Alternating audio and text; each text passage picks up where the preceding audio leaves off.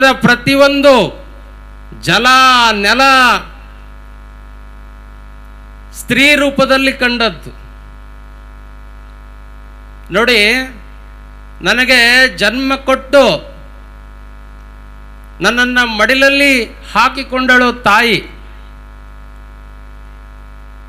ನನಗೆ ಕೈ ಹಿಡಿದು ನನ್ನನ್ನು ನಡೆದಾಡಲು ಕಲಿಸಿದಂಥವಳು ನನ್ನ ಅಕ್ಕ.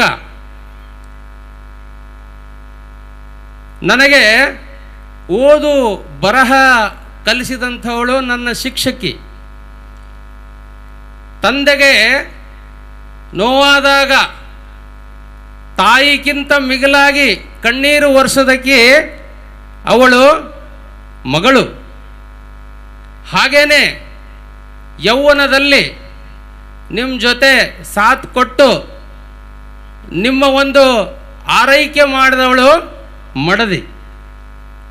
ಕೊನೆಗೆ ಇದೆಲ್ಲ ಸಾಧನೆ ಮಾಡಿ ಸಮಾಜದಲ್ಲಿ ಒಂದು ಸ್ಥಾನಮಾನ ಗಳಿಸ್ಕೊಂಡು ಈ ಶರೀರಕ್ಕೆ ಸ್ಥಾನ ಕೊಡೋಳು ಭೂತಾಯಿ. ನೋಡ್ರಿ ಎಷ್ಟು ಅದ್ಭುತವಾಗಿದೆ.